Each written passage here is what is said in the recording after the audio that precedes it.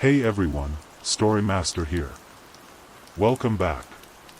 I know a lot of you put these videos on to fall asleep, and I'm really glad you're here. Before we begin, please take a second to like the video and subscribe to the channel. It helps more than you think. Alright, get comfortable, take a slow breath in and out, and let's start tonight's story. He didn't call it a kidnapping at first. He called it a misunderstanding, which is what men say when they're trying to keep panic from sounding real. We were in a late-night cafe near Lime Street, the kind with bright lights and tired pastries, and he kept his hands wrapped around a paper cup like it was an anchor. "My sister didn't come home," he said. "She texts. Always. Even if she's angry, she texts." "How long?" I asked. 36 hours. He swallowed. "Police took a report, but they said adults can vanish." Adults can vanish. That phrase is a blanket people throw over a fire because they don't want to see the flames. He slid his phone across the table. On the screen was a single message from an unknown number, sent at 2:07 a.m. Stopped looking. Under it was a photo. A staircase landing. Painted railings. A patterned tile floor. The corner of a door. Nothing obvious. Nothing you could take to a station and say, "Here. This is where she is." Except I recognized the type of photo immediately, not a location shot, but a proof of custody shot. A way to say, "We have her," without showing her. "Your sister's name?" I asked. "Amira," he said. Then, quickly, "Not the one you wrote about." "Different Amira. Different life." I nodded. "Names repeat. Patterns don't care." "Tell me about her," I said. "She's a nurse," he replied. "Night shifts. She walks home because it's 10 minutes and she hates waiting for taxis." "Any ex?" I asked. "No," he said too quickly. I didn't push. People don't lie because they enjoy it. They lie because the truth makes them feel responsible. I took the phone and zoomed into the photo until the pixels began to break. I wasn't looking for a face. I was looking for materials, paint, tiles, light, temperature, the kind of details buildings can't hide. The tile pattern was older, Victorian revival, cheap modern reprint, common in converted terraces and certain blocks of council flats that were refurbished, on paper and not much else. The paint on the railing had chips under fresh gloss. The door corner showed a metal strip, anti-kick plate, installed in places with repeated incidents. I handed the phone back.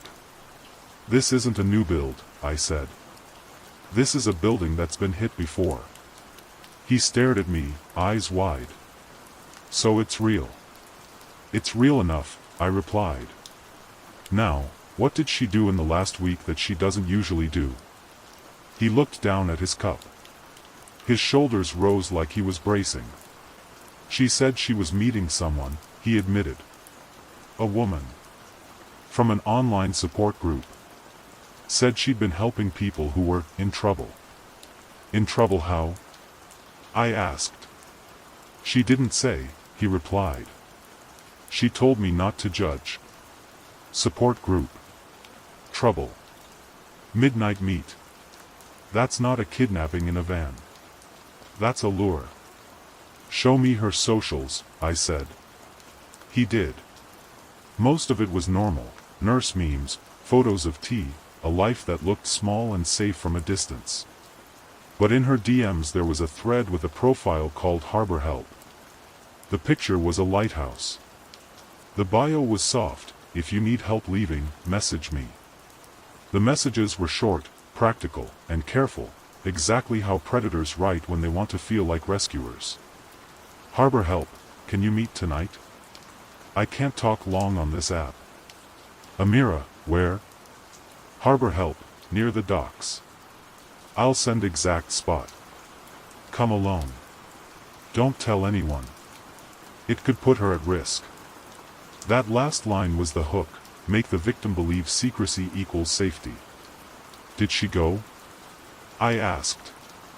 He nodded, barely. And she didn't come back, I said. He nodded again, and now he looked like he might break. I took the case because the pattern was clean and brutal. A help persona, a demand for secrecy, a rendezvous point near the docks, an environment with blind corners, mixed foot traffic, and vehicles that don't draw attention. Before I went anywhere, I did the first thing you do when a case smells like organized violence. I built a timeline. Last confirmed shift end, 23:48.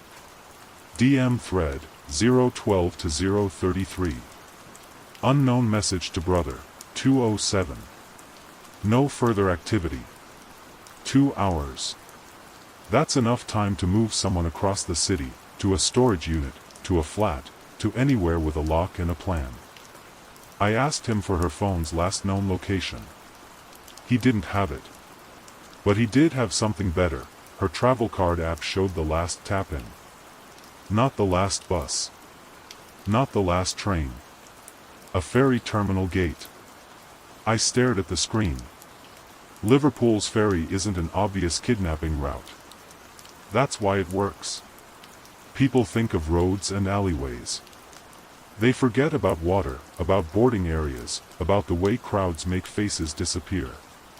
I went to the terminal the next night, same time window. Predators love repeating successful routes. Repetition is efficiency. Efficiency is arrogance. Arrogance leaves traces. I didn't go in like a detective.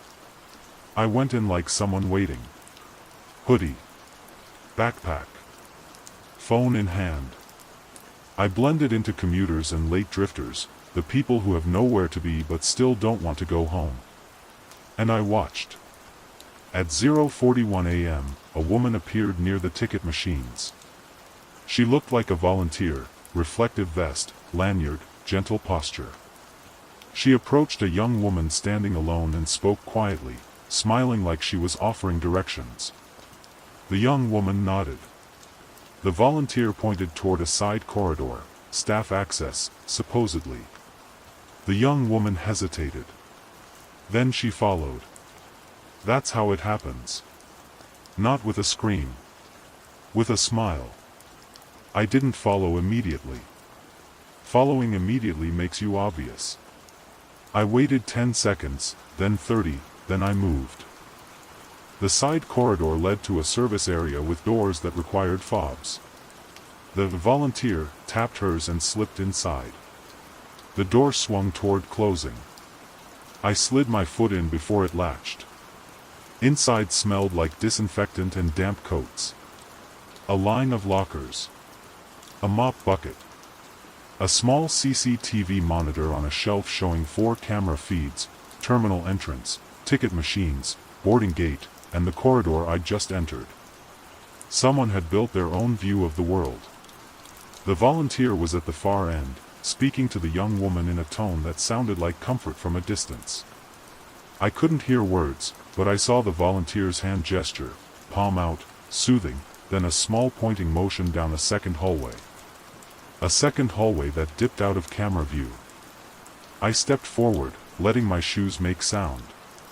Letting presence become a threat. The volunteer turned. Up close, she wasn't old. Mid-30s. Clear eyes. No panic. She evaluated me in a glance. "You're not supposed to be back here," she said. "Neither are you," I replied. The young woman looked between us, confused, already feeling foolish for following anyone. The volunteer's smile tightened. "Sir, this is staff." I raised my voice slightly, not shouting, but enough to carry. "What's your name?" Her eyes flicked to the monitor. Then back to me. "Harbor help," she said before she could stop herself. It wasn't a confession. It was a slip. A word that didn't belong in this room. My heart didn't race. It went cold. The young woman's face changed. She recognized the name from somewhere, maybe the DM in her head, maybe the warning in her gut. She took a step back. The volunteer moved quickly, not toward me, toward the young woman, reaching for her elbow the way a nurse might guide a patient. Gentle. Controlling. Practiced. I stepped between them. Walk out, I told the young woman, firm. Now. The volunteer's eyes hardened. The mask fell away just enough to show the job underneath. This doesn't involve you, she said quietly. It involves her, I replied. For a second, we stood like that, two people blocking a corridor, one trying to save a stranger, one trying to keep a system running. Then the volunteer's hand dipped toward her pocket. Not a knife. Not a gun. A phone. That was worse. Because a phone means backup. It means you're not dealing with one person. It means this room is only the lobby to something bigger. I didn't wait. I pushed the emergency door release beside me. An alarm shrieked, bright and ugly, flooding the corridor with sound. Lights above flashed red. The CCTV monitor feed jittered as if the system didn't like being disturbed. The volunteer flinched, just a fraction. The young woman bolted past me and ran. And I ran too, not after the volunteer, but out into the public terminal where witnesses exist and criminals hate being seen. Security arrived within minutes, drawn by the alarm like moths to a bulb. The volunteer tried to melt into the crowd, but now she stood out, too composed, too quick to leave. I pointed her out. I told security she'd lured a young woman into staff areas under false pretenses. They detained her, and she protested with professional outrage. Check the logs, she insisted. I'm authorized. And that was the trap, she probably was. Because the real criminals don't break in. They get hired. While security argued with her, I did something else. I slipped back toward the service corridor while everyone's attention was on the volunteer. The door wasn't fully closed. In the chaos, someone had left it ajar. Inside, the CCTV monitor still glowed. Under it, taped to the shelf, was a printed schedule, names, times, and one column labeled "Alone," with neat ticks beside certain entries. Below that, a list of numbers. One of them was the number that texted the brother at 2:07. This was no longer a missing person. This was a pipeline. I photographed everything. Then I saw the second door the volunteer had been guiding the young woman toward. It was a metal door with a keypad, slightly scuffed around the handle as if it was used often. I didn't have time to be clever. I had to be right. I tried the simplest codes first, the ones people use because they think nobody will bother to guess. The terminal's address number. Nothing. Then I tried the time on the receipt-like message, 0207. The keypad beeped. Green. The door unlocked. Inside was a small room with no windows, just stacked boxes of donated clothes, and behind those boxes, hidden by fabric and cardboard, was a second space, separated by a makeshift curtain. A mattress. A bottle of water. A phone charging cable. And a woman sitting against the wall with her knees drawn up, eyes fixed on the door like she'd been staring at it for hours. Amira. Her face was pale and bruised along the jaw. Not beaten for sport, handled, restrained, threatened. The kind of violence that's meant to keep you obedient without leaving a headline. She stared at me like I was another trick. It's okay, I said, keeping my voice low. You're coming out. Her lips moved soundlessly at first, then, they said, if I screamed. I know, I replied. Don't. Just stand.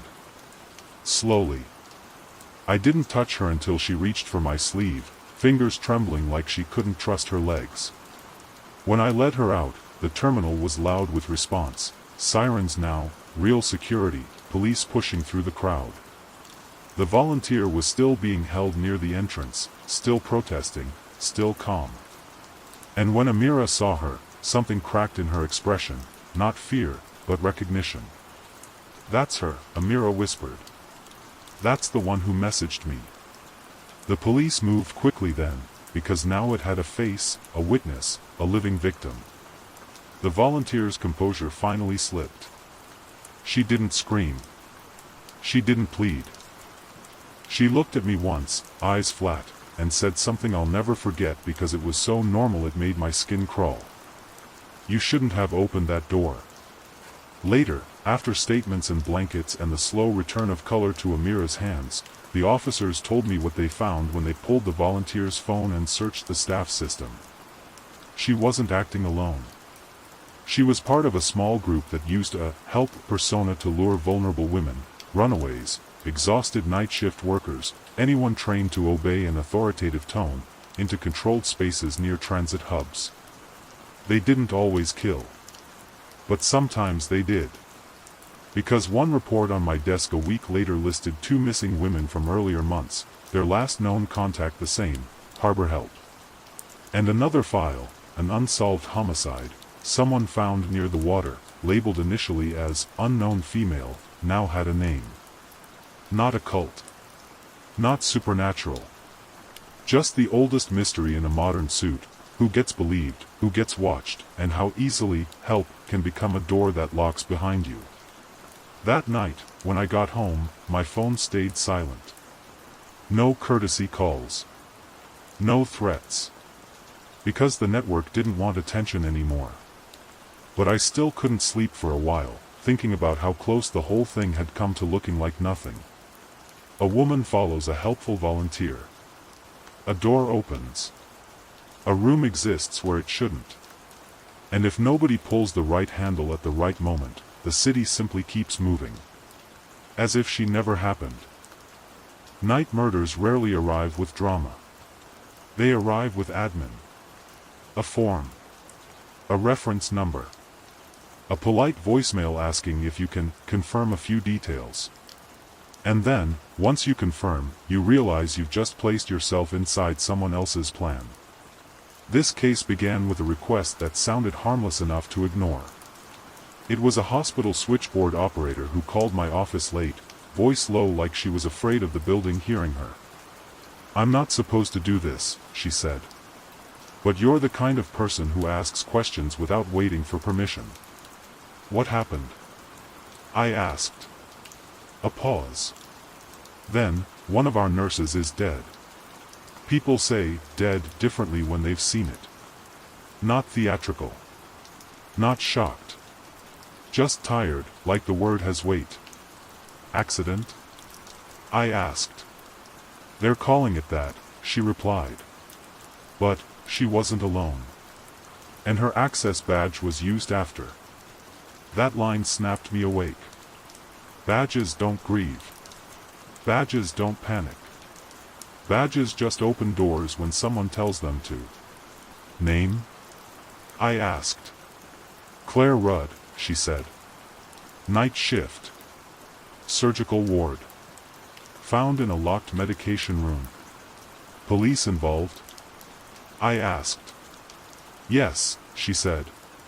"And that's why I'm calling you. They're treating it like workplace tragedy. But someone is moving quietly, deleting mistakes. I can feel it." "Why me?" I asked. "Because the last time we had a tragedy," she whispered, "the cameras failed. That's not how tragedies behave. That's how systems behave." I told her I'd come in the morning. She said one more thing before she hung up, almost like she had to unload it somewhere. "Claire called me," she said. 2 nights ago. She asked what time the cleaners come. Why would a nurse ask that? I asked. She said she heard someone in the corridor at 3 a.m. every night, the operator replied. Someone who didn't belong. Then the line went dead. By the time I arrived at the hospital, the day shift was doing what day shift always does, pretending night shift isn't a separate world. The lobby smelled like coffee and disinfectant and the faint chemical sweetness of hand sanitizer. Posters on the walls told you how to breathe and wash and behave, as if good behavior prevents bad things. I signed in as a visitor and waited near the cafe until I saw a woman in scrubs step outside for air. She had the posture of someone who'd learned to become small in corridors full of authority. She looked at me once, then away, then back. Recognition without introduction. "You're Rowan," she said. I nodded. "I'm Mira," she replied. Switchboard. Her eyes were red, but her voice held. That's how people survive hospitals. They compartmentalize, then pretend those compartments are walls. "I can't take you up," she said. Too many eyes. "But I can tell you this, Claire wasn't the type to do something stupid." "What was her routine?" I asked. Mira glanced around before answering. "She always did the medication inventory at the same time," she said. "Like clockwork. 2:40, she liked it quiet."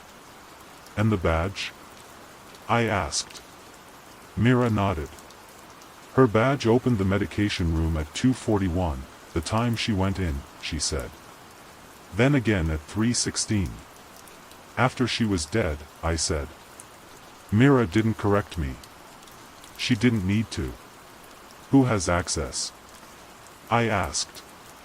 "Lots of people," she said. "Doctors, senior nurses, pharmacy, security, cleaners with escort, on paper." On paper. The phrase that excuses everything. "You said cameras failed before," I said. Myra's jaw tightened. 2 months ago, a porter died in a stairwell," she said. "They said heart attack. Camera outside the stairwell was down for maintenance. It was a coincidence until now. 2 deaths. 2 coincidences. One building where thousands of people move, and yet someone still managed to create blind spots." "Can you get me anything?" I asked. Mira hesitated. "Not directly," she said. "But I can tell you where nobody looks." She handed me a folded slip of paper with 3 words written in neat block letters. "Service Lift B." Then she walked away like the conversation had never happened. Hospitals have hidden layers, corridors behind corridors, doors labeled "staff only," rooms full of supplies that never appear in public. Service Lift B was down a hallway that smelled of old cardboard and steam. I stood near it and watched who used it. In 20 minutes, I saw 2 cleaners, a food trolley, and a man in security uniform who never looked at the camera above the door. He tapped in with a fob and went down. Down is where hospitals store what they don't want patients to see: laundry, waste, records, and silence. I didn't follow him. Following is how you get noticed.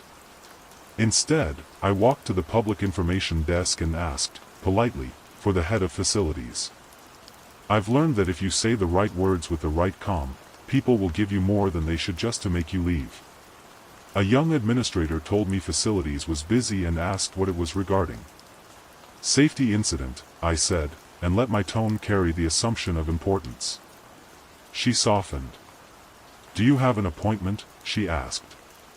"No," I replied, "but I have a timeline." That made her blink. She told me to wait. While I waited, I watched the lobby. Hospitals are full of people who are terrified but pretending they're not. That makes them perfect for anyone who wants to hide. Everyone looks inward. Everyone's distracted. A man walked past the cafe window outside, then walked past again 5 minutes later. Plain jacket. Plain face. No bag. Just movement, pacing disguised as routine. He stopped near a vending machine and stared at it without buying anything. Then he looked up at the CCTV dome, like someone checking a familiar object. That's when my stomach tightened. Security doesn't look at cameras like that. Criminals do. Criminals memorize what a camera can't see. I left the desk area and followed him at a distance. He moved toward a side exit that led to the ambulance bay, then slipped through without scanning a badge. Not a staff exit for public use. Not unless someone had taught him which door wouldn't alarm. Outside, The air was colder and smelled like diesel and rain. The ambulance bay had the practical ugliness of places built for urgency. And there, near the far wall, I saw a small white van parked half in shadow. The kind of van nobody questions at a hospital. I took a photo of the plate. Then I walked away. That's how you survive. You take what you need and you don't announce you've taken it. Back at my office, I ran the plate through the channels I'm allowed to use and the ones that are just conversations with people who owe favors. The van was registered to a medical supply contractor with a generic name that could be anything. The address led to an industrial unit on the edge of town. Generic names are another kind of mask. That night I went there. Not to break in. Not to confront. Just to see what kind of place it was, and whether it looked like it belonged to medicine or to something that borrowed medicine's credibility. The unit sat in a row of units with roller shutters and a shared car park. Most were dark. This one had a light on inside, and a faint hum like a fridge running. A man stood by the side door smoking, head down. The cigarette glow lit his hands, gloved, even while smoking, which is a detail you either ignore or you don't. I didn't park close. I watched from the far end, behind another van. After 20 minutes, the side door opened. Two men came out pushing a trolley. On the trolley was a large cooler box, the kind used for organs, samples, temperature-sensitive supplies. They loaded it into the white van. Then they drove. I followed at a distance. They didn't take the motorway. They took older roads, quieter roads, routes with fewer cameras. That's a habit, not a necessity. The van stopped at a private clinic on the south side, small, expensive, quiet. The type of clinic that sells privacy as a product. They backed into a rear bay and unloaded the cooler box. I stayed in my car and watched the door swallow it. Then, because I didn't like the feeling in my skin, I drove away and circled back 10 minutes later. The rear bay was empty now. The van was gone. But the clinic side door had been left slightly open, as if someone had been in a hurry. And there was something else, a small smear on the concrete, dark and thin, like diluted blood washed by rain. I stood there for a moment, listening to the quiet. No occult signs. No supernatural nonsense. Just a building, an open door, and a smear that didn't belong. I called the police contact I had. Not emergency. Someone who could decide what mattered. I told him the name, Claire Rudd, the second badge swipe, the van plate, and the clinic. He didn't ask why I was involved. He just said, stay out of the clinic. I didn't. Not fully. I didn't go in. I don't play hero in private buildings with unknown men and unknown rules. But I walked the perimeter, staying in shadow, letting the quiet tell me what it wanted. Behind the clinic was a small disposal area with bins and a locked gate. The gate had a keypad. Above it, a camera. But the camera wasn't pointed at the gate latch. It was pointed outward, watching the alley approach. That's a camera placed to see intruders, not to deter insiders. It told me the clinic feared outsiders more than it feared what happened inside. I noticed a second detail. The lock housing on the gate had fresh scratches, as if it had recently been forced, or recently been replaced. I crouched and looked closely. A strip of tape had been peeled off, leaving residue. Under that residue was a faint imprint of printed text. Someone had once labeled the gate code location, then removed the label. That's what you do when you've shared a code too widely and want to pretend you didn't. I went back to my car and sat, thinking through the simplest explanation. If a nurse dies and her badge is used after, someone wanted access without using their own credentials. If a medical supply van picks up a cooler box at an industrial unit and delivers it to a private clinic, someone is moving something under the cover of medicine. That something might be stolen pharmaceuticals. It might be falsified records. It might be organs. It might be evidence. And if 2 people died in 2 months with cameras down for maintenance, then someone knew how to coordinate timing with systems. The next morning I went back to the hospital, not through the front, but to the public cafe. Hospitals are full of gossip, and cafes are where it leaks. I listened. 2 junior nurses spoke in tight whispers about Claire. She was going to report him, one said. Who? The other asked. The security supervisor, the first whispered. She said he was letting people into the service corridors at night. I didn't interrupt. I didn't stare. I just sat, head down, letting the words land. Security supervisor. Service lift B. The man I'd seen tapping in and going down. It lined up too well. I left the cafe and waited near the service corridor until the security supervisor came through. He was exactly what you'd expect: steady walk, clipped radio, face trained into neutral authority. The kind of man people obey without thinking, especially at 3 a.m. I followed him from a distance until he stopped to speak with a cleaner. He smiled. Friendly. Familiar. Then he glanced up at a camera and pointed at it, telling the cleaner something with a laugh. The cleaner laughed too, unsure.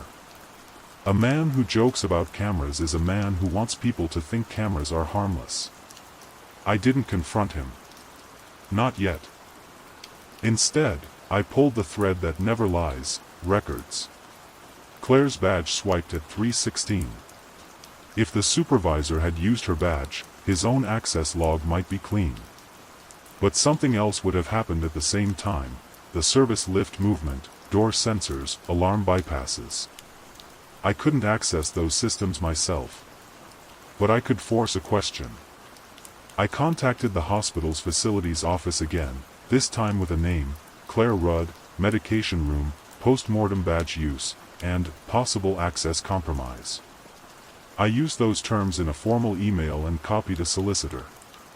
Institutions don't respond to fear. They respond to liability.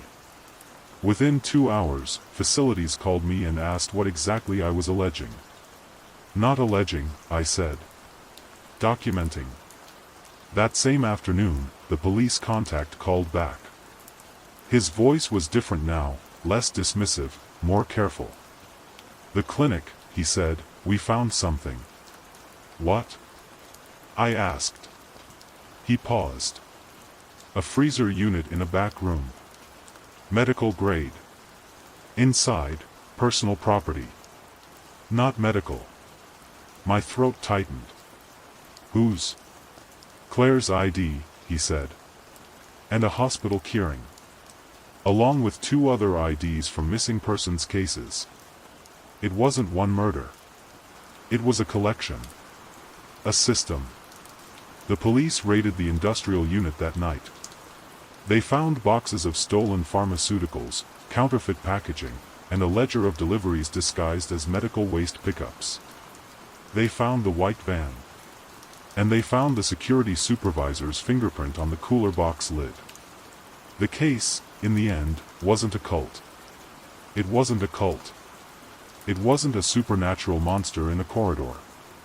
It was a man with access and a side business, using hospital infrastructure to run a trafficking pipeline, drugs and stolen goods at first, then problems when staff noticed too much. Claire had noticed. She'd asked about the cleaner schedule because she was trying to catch him. She caught him. And he killed her for it. When they arrested him, he didn't scream. He didn't deny. He tried something more pathetic. He said, I didn't mean to. As if intent mattered to the dead. Claire's murder was closed. The missing IDs turned into names. 2 families got confirmation instead of waiting. The clinic director claimed ignorance and hired lawyers immediately, which is what people do when they sell privacy and get caught storing secrets. And Mira, the switchboard operator, kept her job. She didn't thank anyone publicly. She didn't want attention. But a week later, an envelope appeared under my office door. Inside was the red tag keyring from the hospital, Claire's keyring, returned by police after processing. No note. Just the keys. A quiet reminder of the truth that keeps a city awake even when it wants to sleep. The worst crimes don't happen in the dark. They happen under bright fluorescent lights, with official badges, and people trained to look away. The city teaches you to ignore patterns.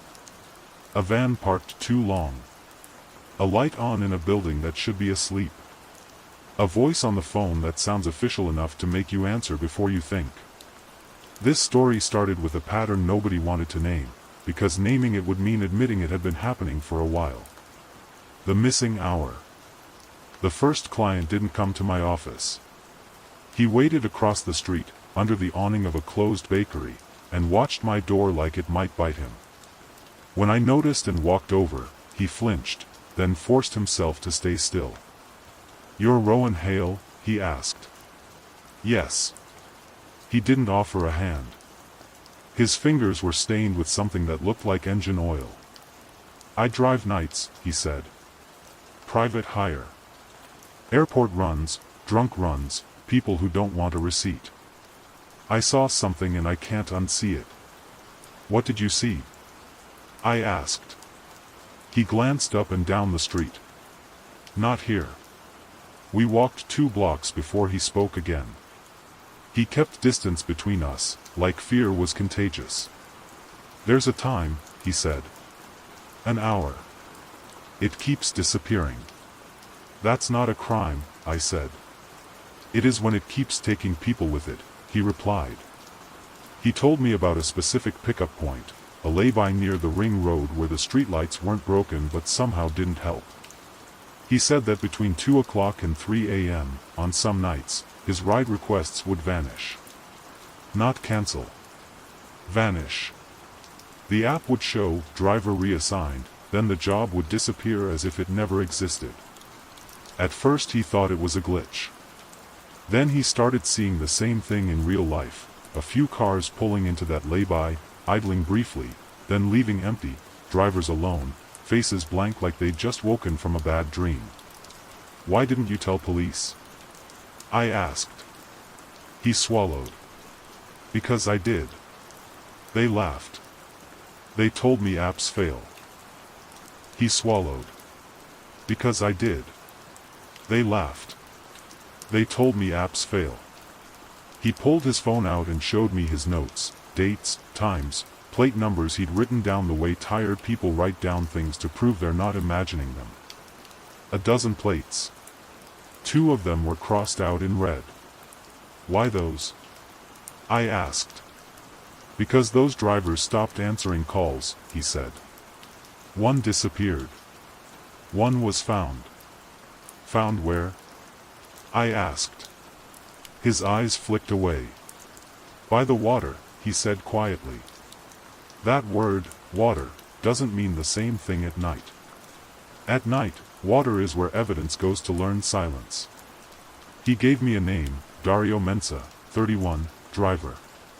Found in the Mersey, ruled accidental drowning, because there was alcohol in his blood. "Was there?" I asked. He nodded. "Police said yes." "Did you know him?" I asked. "Not well," he said. "But he wasn't a drinker." "Not on shift." "Not on shift." That mattered. "So what do you want?" I asked. His jaw tightened. "I want you to go there. I want you to sit in that lay-by during the missing hour and tell me what it is." "I don't do ghost stories," I said. "It's not a ghost story," he replied. "It's a business. Businesses leave patterns. Patterns leave tracks." I took the case because it was either nothing, an expensive paranoia, or it was something that would keep happening until someone made it expensive. That night, I went to the lay-by at 1:40 a.m. I parked where I could see the main road and the slip lane, then killed my interior lights and waited. At first, it was exactly what it looked like, empty asphalt, occasional headlights sliding past like lazy comets. Wind pushed litter against the curb. A single streetlight buzzed faintly, not broken, just tired. At 2:06, a black saloon pulled in, stopped, and idled. A minute later, a white SUV arrived and parked 2 spaces away. The drivers didn't acknowledge each other. They didn't even glance. That's what people do when they've been instructed: don't make friends, don't make memories, don't leave witnesses. At 2:14, a van arrived. White. Clean. No logos. The kind you stop noticing after the second time you see it. It pulled in behind the saloon, then rolled forward as if lining up for something invisible. The driver stayed inside. So did the others. Nobody got out. Then, one by one, each car's cabin light flicked on briefly. Not long enough to read. Long enough to confirm presence. A signal. My phone buzzed in my pocket. Unknown number. One message. Wait. My spine tightened. Not fear, recognition. The feeling that you have stepped onto someone else's stage and the spotlight has found you. I didn't reply. At 2:23, the van's sliding door opened. Not fully. Just a crack. Enough to show a strip of interior light, bright, clinical, too white for a van at this hour. A man stepped out. He wore dark clothes and latex gloves. In his hand, he carried a small hard case like a paramedic's kit. His posture said trained, not panicked. Not a mugger. Not an addict. Someone who's done the same motion hundreds of times. He walked to the black saloon's driver window and leaned in. From my angle, I couldn't hear words. But I saw the effect. The driver's shoulders dropped, tension easing. People relax when someone speaks to them with authority. The man moved to the next car. Same lean. Same calm. Then he turned, slowly, casually, and looked directly at my car. Not at the lay-by. At me. I felt my throat go dry. It wasn't a random glance. He knew where I was before he arrived. The text, "Wait," had been for me. He raised a hand slightly, not waving, not threatening. Acknowledging. Then he walked back to the van and opened the side door wider. Inside were 2 more men. One held a tablet. One held a stack of plastic cards on a ring, key fobs. Key fobs, at a lay-by. That's when it clicked. This wasn't about drivers being robbed on the road. It was about access. Controlled entry into homes, buildings, systems. They weren't taking wallets. They were taking lives apart quietly. The black saloon's driver got out and walked toward the van as if he'd been called. He didn't look around. He didn't check his mirrors. He walked like someone hypnotized by procedure. The man with the tablet scanned something, maybe the driver's phone, maybe a card. Then the driver stepped inside the van. The sliding door shut. Silence. A minute later, the driver stepped out again and returned to his car. He didn't carry anything. He didn't look relieved. He looked blank, like someone who just signed something they didn't fully read. Then the next driver went. In. Out. Back to the car. A conveyor belt of compliance. I started recording on my phone, keeping it low. The van's plate wasn't visible from my angle, but I got faces, silhouettes, timing.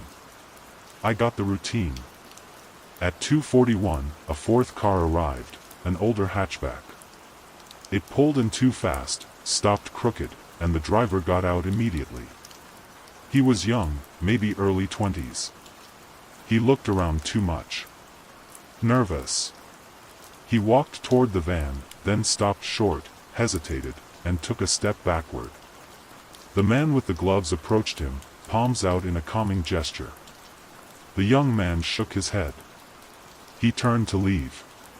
That was the first unplanned movement I'd seen all night.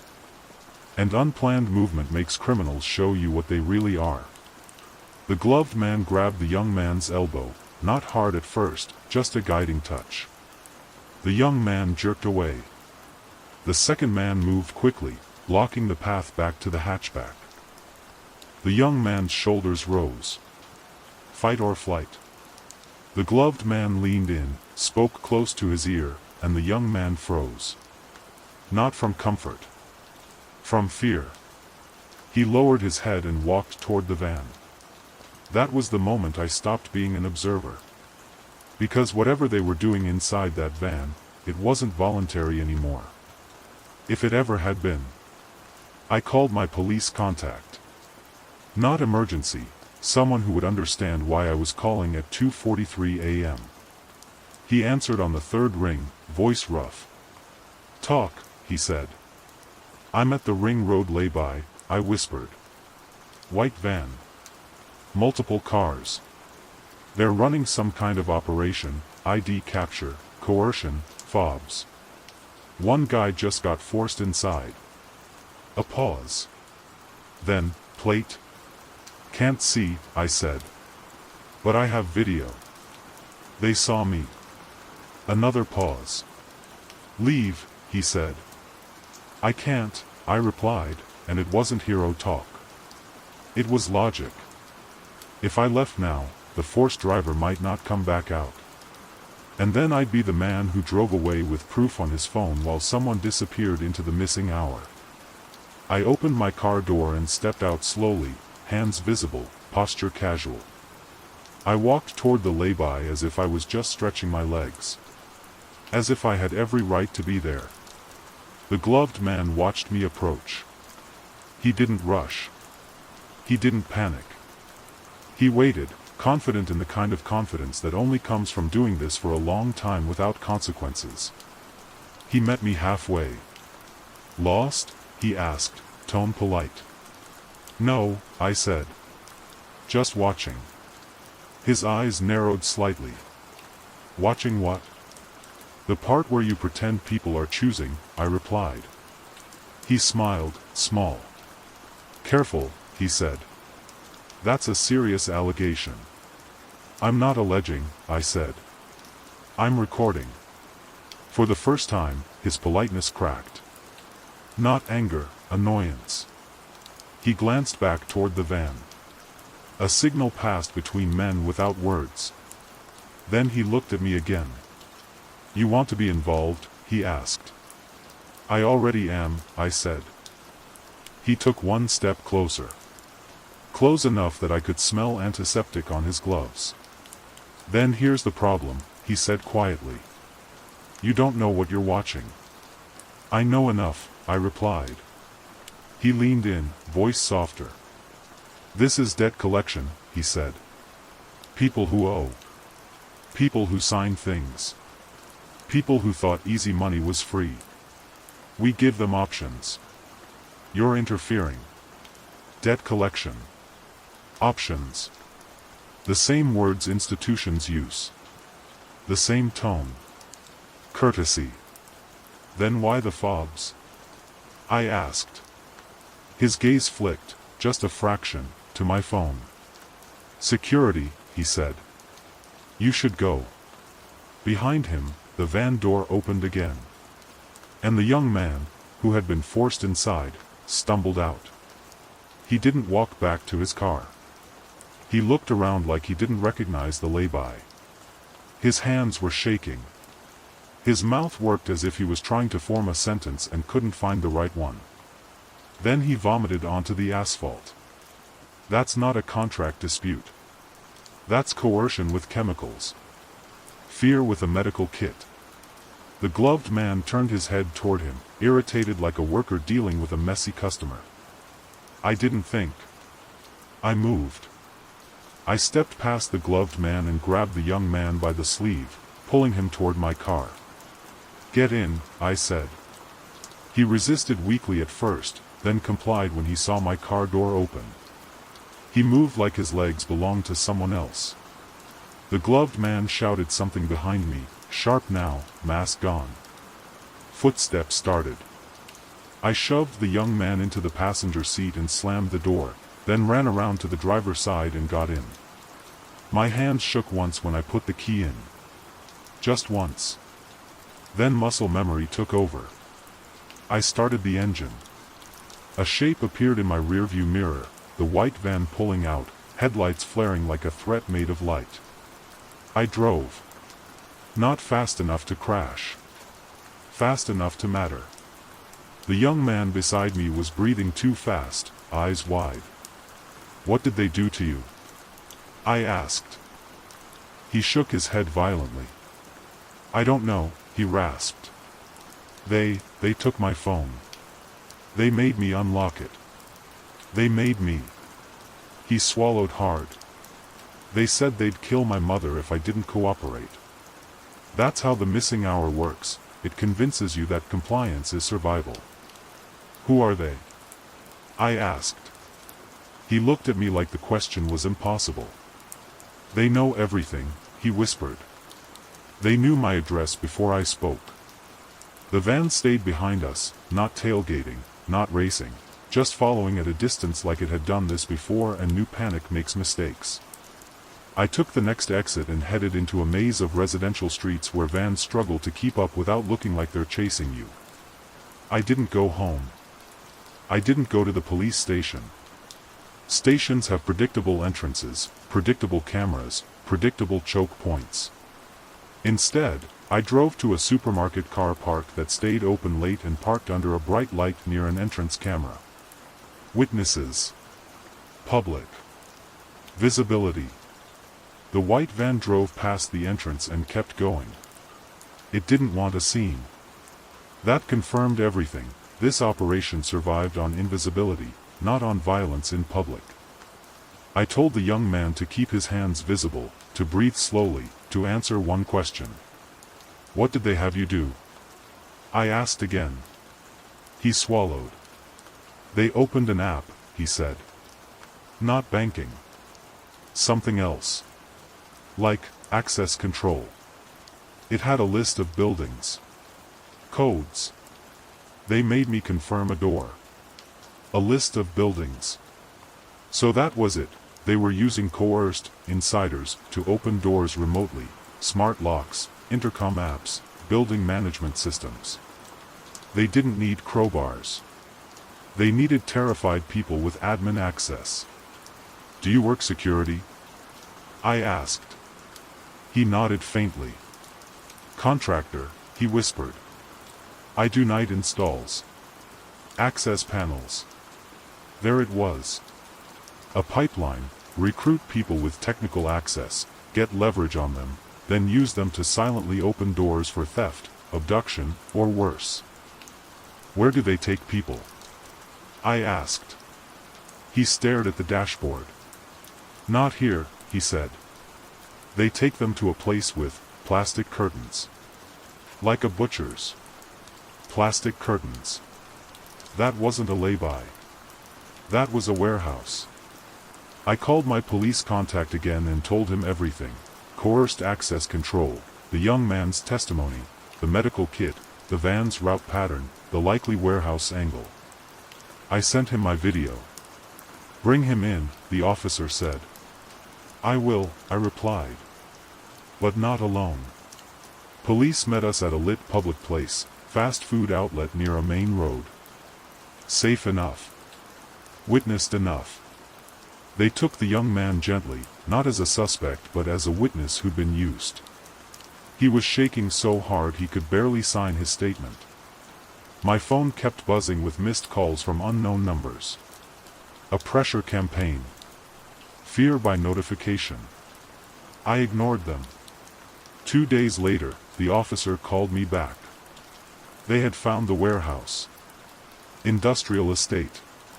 Unit rented under a shell company. Inside, plastic strip curtains, a table with restraints, a stack of burner phones, and a computer system that logged remote door openings across dozens of apartment blocks. They also found something else, something that changed the case from organized burglary to murder in a single breath. A body. Dario Mensa. Not drowned accidentally. Not drunk. His lungs had water, yes, but the water had been introduced after he was already unconscious. A staged drowning. An easy headline. A quiet file closed early. He'd likely tried to back out. Tried to report. Tried to stop being useful. So they made him an accident, and the city accepted it because the city always accepts accidents. They're comforting. They don't demand action. The arrests came fast after that. Not because criminals are stupid, but because systems are vulnerable once you name them. Once police had the computer logs, they had patterns. Once they had patterns, they had door times, entry points, vehicle movements, and faces. Once they had faces, they had a network. The gloved man, the polite one, was a former paramedic. Of course he was. He knew how to calm people, how to sedate without killing too quickly, how to move bodies without leaving obvious chaos. He knew how to talk like it was all procedure. That's what kept me awake, more than the murder did. He wasn't a monster with a theatrical mask. He was the kind of man who could say, "This is for your safety," while he ruined your life. A week later, the first client, the driver, texted me a single sentence. "The missing hour is back on the clock." I stared at that message longer than I should have. Because the truth in cities like this is simple and ugly. You can dismantle a crew. You can arrest a network. But you can't arrest the appetite that creates them, the appetite for easy entry, easy money, easy silence. Still, that night, 1 hour was no longer missing. And one man who tried to escape the system was no longer just a rumor in the river. He had his name back.